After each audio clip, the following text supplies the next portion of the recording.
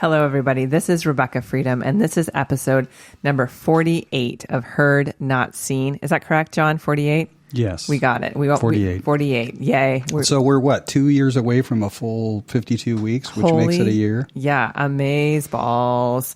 So it's just number 48, and that's really speaking to something that we're going to be talking about. Today's topic is the creation and the destruction of romantic relationship, and also juice cleansing, because I just need you guys to know my plight.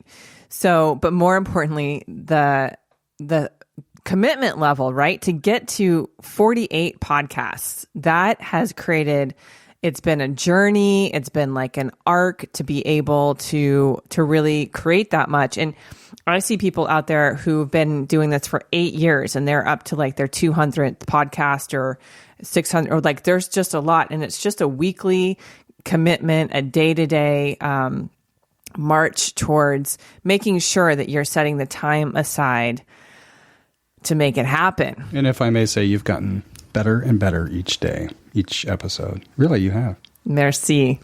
That's what you hope happens, right? You hope that you don't like get worse. and so that really, like, today is a little bit of this is really personal. This is like, sometimes I talk about my personal life, and today it feels like it really pertains to the topic, because I know that there's those of you out there who are single are in the strife of like, I just want to meet my person. I just want to be able to have a relationship so that I feel better about life. I just want a partner. I want someone to help me. And I spent 4 years like Tinder dating, and God knows we've talked about the train wreck that's been. Like, I wish we had like some audio for that. Like, train wreck. It's another good reason to go back and listen to the old episodes. yeah, fair enough. Lots of swearing. These are explicit because life is not censored. You can't censor life, you know? And I know that we try. So, to the point of, if you're single and listening to this, or you're in a fresh relationship and you're in the question of like, what are we? What's the agreement? How's this forming?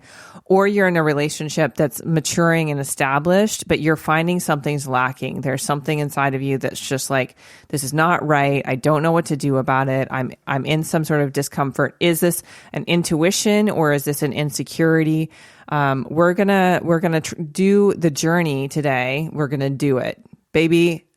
We're going to do it. Let's do it together. Oh, yeah. We're going to do the journey. That was really creepy. That was a creepy voice. That was like There's going to be some people out there that absolutely loved it. There's like an asthmatic being like, let's do it.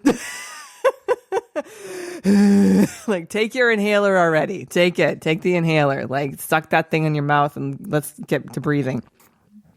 So, tangential as that was, let's get some life support into your relationship, wherever you are. This single, longing to be in a relationship, newly forming relationship, or bored as shit. What the fuck? You know, what did I do? Relationship. So let's talk about the creation, the forming. In the beginning was the Word, and the Word is, where the fuck is my relationship? Genesis 1:1, Rebecca Freedom style. You're welcome. I'm rewriting the Bible. I have creative rights, people, because I am a world-renowned author. Breakup Rehab coming out September 12th. No, I don't have ADD. I have action doing deliberations, whatever. Okay. Creating your relationship. Here you are, compulsively eating, stress eating, like knowing you should do your laundry, but it's piling up. So if you do what I do, you just go buy new underwear and socks and just hope that whatever's left over is appropriate for the day. And, you know, when you're a life coach or a counselor, you just sort of like live in yoga pants and workout clothes. And occasionally upon the networking, you put makeup and thigh-high boots on. I mean, that's what I do. I think that's the appropriate attire for networking it. And yeah, so you're home, single, watching Netflix. You got your shows. You got your compulsive eating and you're talking with your girlfriends and the swiping. I know, people. I know. I'm on to you because I do it, done it, been it. Had a great time. I like how many social media accounts can I catch up with before I feel like total shit. That's the game. That's the game we play. It's like how low can I get my self-esteem by watching everybody else go to Bali, right? Like how many life coaches are just like, I'm off to Bali. And you're like, great. Can you please save the orangutans while you're there and stop like deforestation due to palm oil? That would be great because, you know, making people have higher self-esteem really seems like less of a priority right now, but good for you. I am swiping your account, following you, and hoping that I can learn your tricks so that I can make more money. Yeah, single life, especially if you're a coach. Now, if you're working in any other field, you know, the quote unquote, the grind, the wake up, the set your alarm, make sure that you're getting the gym and just trying to balance all that life has to offer you while also never wanting to grow up. Welcome to the podcast, millennials. You lazy fucks. I mean that with love. I mean it with love because ultimately laziness has given way to being how efficient and convenient can be. We live in a convenience culture. There's literally an app for everything. You can have your food brought to you. You can have a yoga instructor come over. Like you never have to leave the convenience of your phone. You can just be like bing, bang, boom. And if you have the money because you're day trading or whatever it is you're doing, great. But you're lonely. I know it. I'm on to you. You're lonely. There's this pervasive sense of like, if you're a female, you're like, do I start just going to Petco and buying the cats now? Like, how many do I adopt at one time? Like all of them or just one? Or just like, what will my apartment like actually allow for cats? Like, how stinky do I want my house to be? Like, how much do I start wearing cat sweaters? No. Or just pussy underwear? Do I start reading Pussy by Mama Gina? I don't know. I'm just so confused about what to do because loneliness is it's disorienting. Loneliness creates this sense of urgency inside of you. And as Pema Chodron would say in the book, when things fall apart and pretty much any other Buddhist teachings, is that we go to grasping. And in that grasping place, we go to hope. We're just like, I'm just going to hold out hope that if I get in the right alignment, that I up my vibration, that I listen to everything Gabby Bernstein has to say, that I'll meet my person. It feels like The Price is Right. Come on down to The Price is Right. And you just bid your vibration. Door number 1, door number 2. I'm sorry, Sally, you lose. Back to Netflix. So single life is fabulous in that you just don't really check in with anybody. It's like on your terms, on your schedule.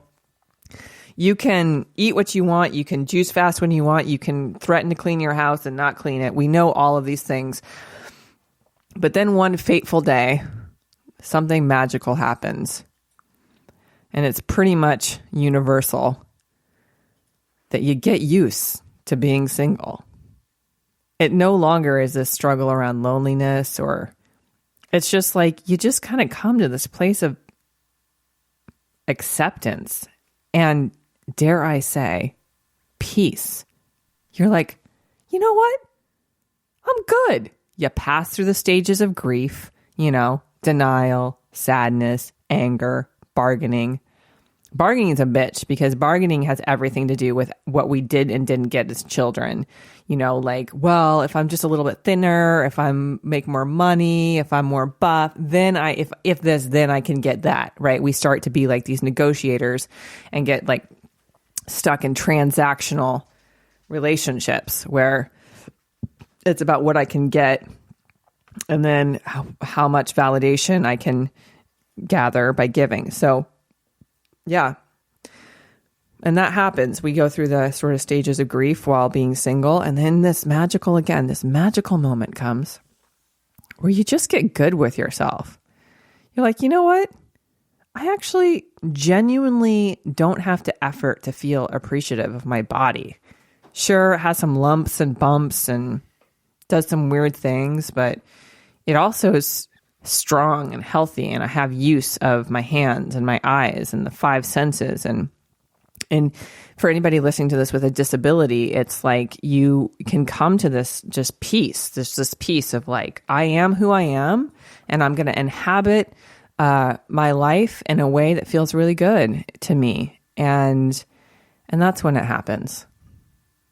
You inevitably meet the person that you've been asking for or whatever that's going to fuck everything up. That's just going to disrupt everything. That's just going to send you into it. Yeah. So you're talking your personal experience right now, aren't you? Yeah. Yeah. I'll go into the depth of it because that's exactly what happened. That's what happened to me. And I've alluded to this in past podcasts. Go back and listen. That I actually just, age 37 came, and after a shit show of app dating when I was in 2016, I was like, okay, you know what? I'm just going to be good. I'm just like, I have this book to focus on, Breakup Rehab. I just got burnt out with business, and I just went on this pause, especially because at the beginning of the year, I met this other guy who just was like, again, another roller coaster emotionally, where you carry this like hope and dream inside your soul that like, oh, we're going to be able to create relationship together. And it's just a one and done, or the fucking you getting or the fucking you're going to get. So time passes, and I just was like, good, I'm good. I'm cool. I don't need any cats. I can travel when I want to. I'm running my own business. You know, money's tight, like as an entrepreneur. And I know that my producer, John, can attest to this. There's times when you're flush, where you're like, I'm good, you know, like things are firing. And there's other times where you're like, is today soup kitchen day? Am I getting in line for that? Like, is that going to happen? Like, where do I have to pull from to be able to continue to continue this course? And I know that pretty much every single entrepreneur I've listened to has had that story. So here I am, just invested in me in a pretty good place, have my routine, always knowing I could do better. Like there's more room for self-development and growth. Then I got this opportunity handed to me to attend a charity, and it was by one of my old clients, and it was last minute, and I just felt into it. And one of the tools I use is light or heavy from Access Consciousness. I've talked about this several times. Where lightness is when you ask a question and it feels like, well, what would that create for me? Like, would that create more ease or less ease? Is that a more ease, just to say that clearly, or less ease? A lightness in your body. You're just like, God, that just feels like expansive and really good. And a heaviness, a contraction, can just be a no for you. And specifically when you feel angry about something, that means there's a lie present. Either you're being told a lie by somebody else and your awareness knows more, or you're lying to yourself. So these are little tools. So I checked in with myself around the invitation because the ticket was $300 and I just didn't have it. I was like, I already have like $2,000 or some money being racked up on my credit card because I was just like, screw it, I'm going on credit card vacation for a little bit. And but I checked in and I was like, oh my God, this feels so light. I'm just gonna go. So I dress up in this like gorgeous burgundy dress and I do my makeup and I get sat at this, you know, the weird table. And then this guy sits down, like the table is just the auctioneers and whatever else. And I've told this story again, but it just feels pertinent to share. Like he sat down and I instinctively brought my tarot card deck with me and I set it on the table and he looked at it. I was like, I have one of those too. And we started talking and him and I have had this conversation many times. So Joe, hi, if you're listening, if you decided to listen to this podcast. And that moment of following my intuition of light or heavy really allowed for this. I sort of marked it like we met on the 22nd. And so like every month around the 22nd, I've been like, let's go on a big date together. And so I know we've made it 3 months and we're in what you would say the 4th month. And who's keeping score? I am. He's dating. And it's just, you can't script these things. Like the creation and the formation of this relationship couldn't have been like if in all the ideal journals that I've ever written and all the ideas of what I wanted from a partner or a person, like I couldn't have scripted everything that's unfolded so far. So the beginning of the relationship was tumultuous for sure. The first couple months, I left and went on a journey, an excursion with an ex-boyfriend that taught me about the obligation of sex, right? Like trading sex for money. And it wasn't explicit. It was like implicit agreements. And then having Joe kind of be there for me through that process where he was like, you're really powerful. I've spent a week with you. And we just, you can't, it's so interesting because in the beginning of the relationship, what normally happens is you get this rush and you're so excited to be with the person and you just want to be with them all the time. But other things were almost like written into our meeting each other, and a lot of like in-depth conversations. Some pussy gazing happened, which was super magical, which I learned from the Oming community, orgasmic meditation, led by President Nicole Dodone and my vice president, Eli, who orgasmic meditation is focused on female orgasm instead of male orgasm. So it's more about the journey than it is the climax. And we had a really just robust chemistry, just like the sense of being brought together. And he made some choices to go participate in different like workshops and events on intimacy. And that brought up a lot of us. We were talking about sort of what the structure of a relationship was. Was it going to be open relating, monogamy, non-monogamy, and just the playground of relationship? What was that going to be like? And so we kind of settled. We just settled on a space of like, well, let's try monogamy. Let's just try to be able to create the space of that. And it was just a really beautiful month where that created a safe space for like, again, depth of conversation and really enjoying each other and a sense of safety. And so I want to talk about, again, the beginning of relationship. If you're just within the first 6 months, right? Because we often think about, some people don't get past the first 6 hours, you know. But if you're in that stage of forming that, often what we do is front load the relationship so much with, well, do you want babies? What do you think about marriage? What's your long-term vision?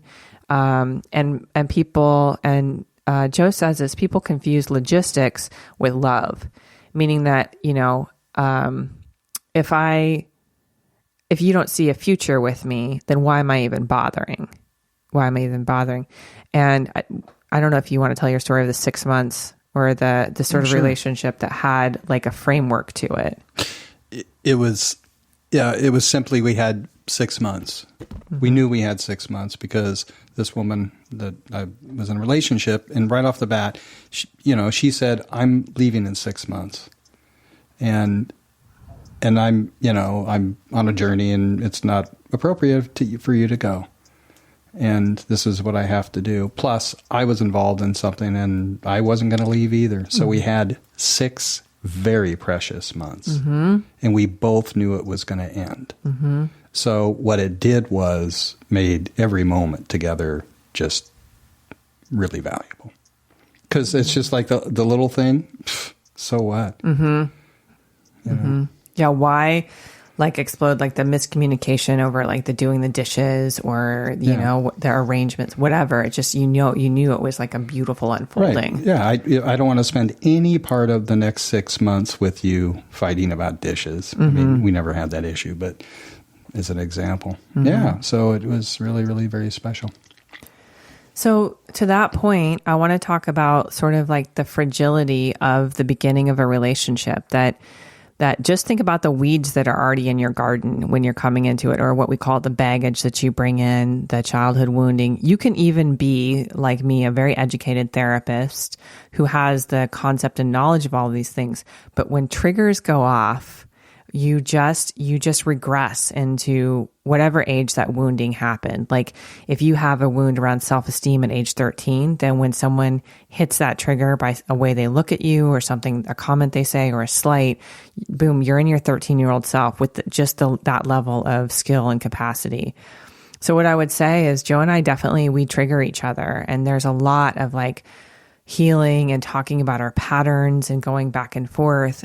But I'm really recognizing that 3 months in, it's not a mature relationship. There's fragility. Trust is something that just comes on board because I know for me that when you first like start to form with somebody, like everything they do that you don't understand is a threat, right? Like it might be their orientation, or it might be their job, or how they communicate with you, or how much they want to have sex with you or don't want to have sex with you, or, again, just the micro injuries that we do with each other, where we turn away from our partners and we shut down, withdraw, or try to manipulate or cajole. That those things really, they build up, and then you get in this like trigger tennis, where one person's triggered, the other person's triggered, one person feels like I need to be understood, and you're just regressed into this like younger version of yourself. And here's the amazing thing is if you really are in a relationship where you've sort of established even loosely a commitment of even trying monogamy, it creates a container where you can be regressed, you can be little Mario, and then go through the conversation with your person, which is, I would say, nonviolent communication is a really great tool for that. When you do this, it makes me feel, so that you're not in the trigger tennis. And you get to grow and become stronger. You get to say like, wow, I don't have to avoid pain or hurt. Pain and hurt is actually a signal for me to look at a pattern that is restricting me, that I'm in pain because I'm actually trying to outgrow this old coping mechanism, this old way of being. And Joe is just like such, I appreciate that he's got some Taurus energy in his chart, and he's got like almost a stubbornness about him, but is able to be in the exploration of what is right for him, and which provides the opportunity of what's right for me. And I had a session today with a client where, there was conflict in the relationship and there was a lot of wounding coming up. And I said, take it through these paces, take it through these 3 questions. And I invite you to do the same if you're in the formation, the early formation, the fragility of a new relationship where seeds are just being planted and you feel like you're not getting your needs met quite yet. The first thing you ask is, what opportunity is this creating for me? Like, if I feel like discomfort, I'm in pain, something's off, I feel edgy, like our natural impetus is either to fight, flight, fuck, or freeze, or faint, survival mode, like just kind of anesthetize our pain by having sex. It's just like, oh, if we just have sex, it'll just make it smooth it over. Or we freeze, we just simply become like this accommodating person. We fight it, we blame our partners, we run, we shut down. Or we faint, we totally just sort of disassociate and check out and become like zombies.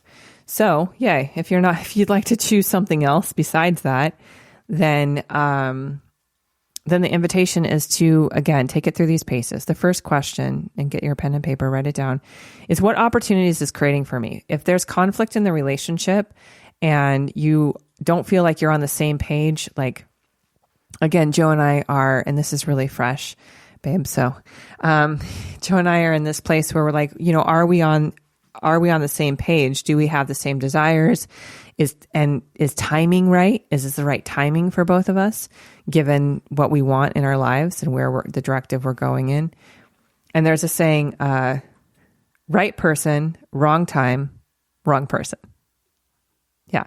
Timing really is one of the biggest factors. Like you could have this great love affair, but just not be in the same place to grow together in your life. And if that's the case, the second question you need to ask is, what's the most generous assumption I can make? Like, what is, like, given this person and where they're at their life, because what we do is we take it personally and we're like, I'm not enough, they're not enough. We just get into this like shame spiral. But what is the most generous assumption you can make about that person? They're doing their best with what they have, where they are. They're giving me everything they can give. Let's say 90% of them is work, but 10% wants to come to you. We often get in lack mode. We often start to focus on what's not happening, what you're not getting, how your needs are not being met. I know that I get in jealousy and competition when I'm in that space. So, what's the most generous assumption of them and of you, of where you're at? Like, how can you just be kind and generous to yourself? And then as you go through this, as you ask, what's the opportunity that's being created here? What's the most generous assumption? You arrive at a place where whatever answers you get, you simply ask, which is Byron Katie's major question, is this true? Right? Is this true? And you check in with that light or heavy. Like, truth will always feel like a lightness, like a freeing, like an opening, an expansion, even in the smallest, like a light shining through. So I encourage people who are in the formation of the relationship to know it's a time where you're sort of coming into agreements, learning other people's way of being in the world, checking in with how it triggers you and the threats that it brings up for you, and then it gives you an opportunity to really work through those triggers and then, hope that, or just be with the idea that relationship is the ability to relate, and your object of relation is going to be that other person. And you both are in agreement around the container, whatever that is, that you're able to be in each other's corners and to be in it together. And that has been my battle cry thus far in dating, is like, I'm in this with you. I want to be in this with you. I want to be your partner. And that love is something, love grows, right? There's a lot of us that we don't know, have that deep knowing of this is my person for life, my life partner. And it just takes time to develop trust and to go through different scenarios and to go through different obstacles that come up. But obstacles are always opportunities. So again, take it through the paces of those questions. Now, That's the forming the creation of relationship, where you get really comfortable with yourself, and then all of a sudden you have to like sort of let go of that single identity. Then you get the disruptive part comes in, the hormones rush in to be able to anesthetize the fact that your life is getting turned upside down because you're now coupling with somebody. You're starting to learn your habits and patterns and having that mirror and that reflection. And it's beautiful. And again, I think that you can't have it a minute faster or a minute later than it's supposed to be in your life. I really operate by the idea of you can't lose out on what's meant for you, and you cannot hold on to what's not. It's just, it will run its course, and it will come in. And certainly the skill set of communication helps. And this is one of my favorite things that Chris, I believe the comedian Chris Rock says. He's like, what's wrong with couples is they just stop talking to each other because they know each other's stories. Every single story they know. He's like, when you talk to your spouse, you're like, go get kidnapped, have something new happen to you. So the idea is, if you've been in a relationship and you're long past the formation, your relationship is mature, you can, and when I say mature, it means like there's a dedicated commitment to each other. You are in agreement around how the relationship's unfolding. And commitment levels, of course, come in the stages of like boyfriend, girlfriend, engagement, marriage, death. Death being the greatest commitment. And death being the greatest commitment, not in the literal sense of your body dying, but that you have to be willing to die unto yourself, your ego, to be reborn anew in the relationship. And every phase, Reverend T.J. Jakes says, or Bishop Jakes says that for every level, there's another devil. So in your relationship, you'll get to a place of comfort, right? Where you start to just perform as you think is expected of you. And then all of a sudden, without even noticing it, sexual interest starts to wane. And you're just in the function of the relationship, you know? It's a relationship. But you don't know it. You've just gotten so used to the stench. And then boredom creeps in, which boredom can really be a sign of anger turn inwards. And anger, again, is a sign of a lie. And generally, lies come when we betray ourselves, when we have micro injuries to our boundaries, when we weren't really able to be aware or expressing like, that's not okay with me. That actually doesn't feel good. And when we don't show up for ourselves, eventually what we do is we become dependent on substances, distractions, and exterior things for just the joy or relief of escape. Okay, so what do you do if you're bored as shit in a relationship, but you have a mature relationship, you've put the years in, you don't really want to throw it all away, right? You don't really want to come to the inevitable destruction. You need to do what you need to do in every single phase of relationship. And this is the gift I'm going to give you about the creation and destruction of relationship. You have to die. You have to die to be reborn. You have to have the examination, if you will, of your ego structures, of the coping mechanisms that have gotten you to where you are so far. I know that mine are, I'm super protective, and I joke about being Italian, that I just, I get really fierce and pushy, and I withdraw, and it's great. You're like, oh, cool. Those helped me when I was single because they protected me to be able to just take care of myself and be my own lone wolf. Oh, and get where I needed to get. But when you get into a relationship and you have to start communicating a new way, and you have to let a person in and create that sense of vulnerability, barriers down, that part of you has to die. It just has to and not just a little bit of like tucking away on a shelf for later. Like if you're really with a partner who, at the very core of what's happening, everything else can be complete like disarray, but the core, you're matching on your value of commitment of like, I'm in this with you.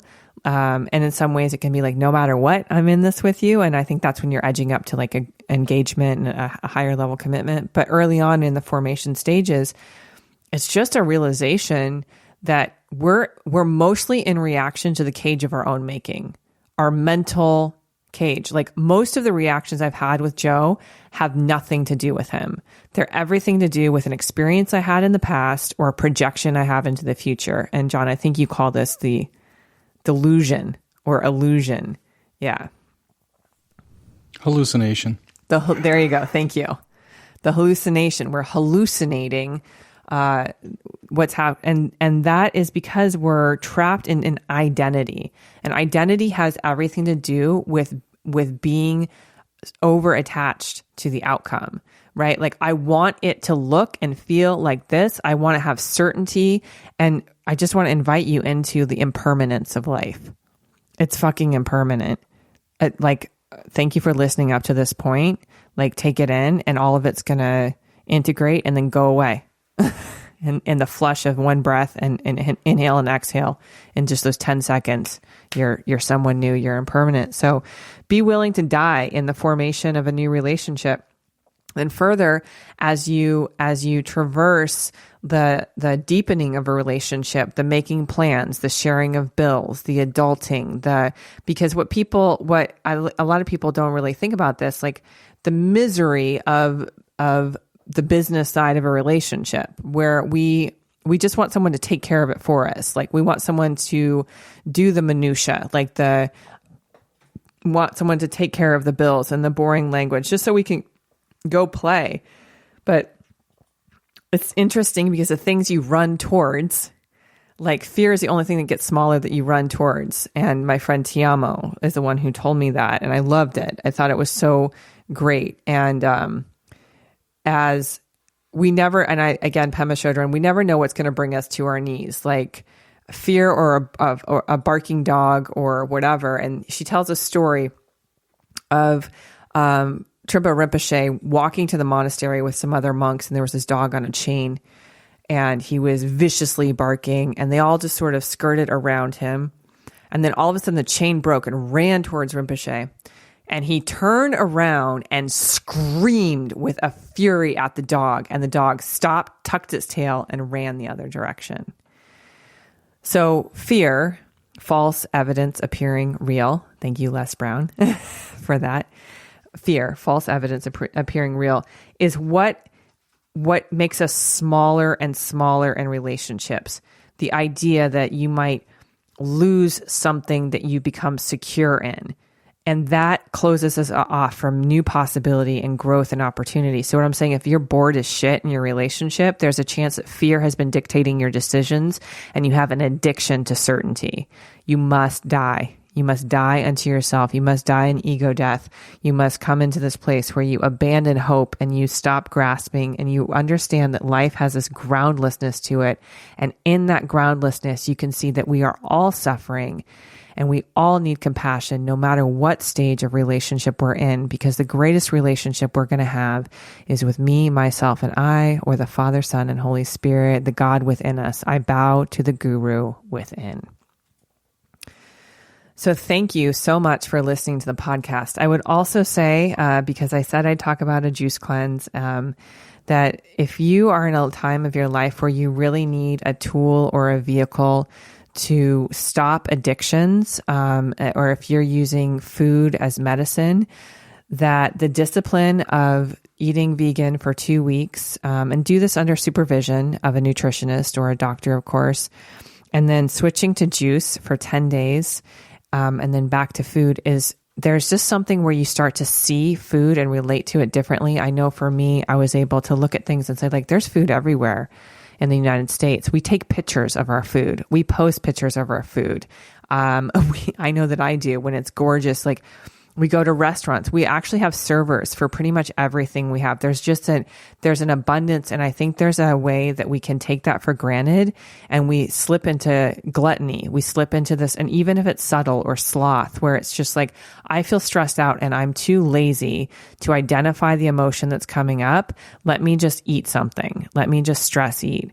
And, in that moment too, I would say that when you go through a juice cleanse, there is a shedding, there is a dying unto yourself that happens because you realize, like, the areas that you have compulsion, you have a desire for something, and then you realize that desire has just been put in place because sugar's a drug, caffeine's a drug, and it actually does serve a function in your body. So what I would say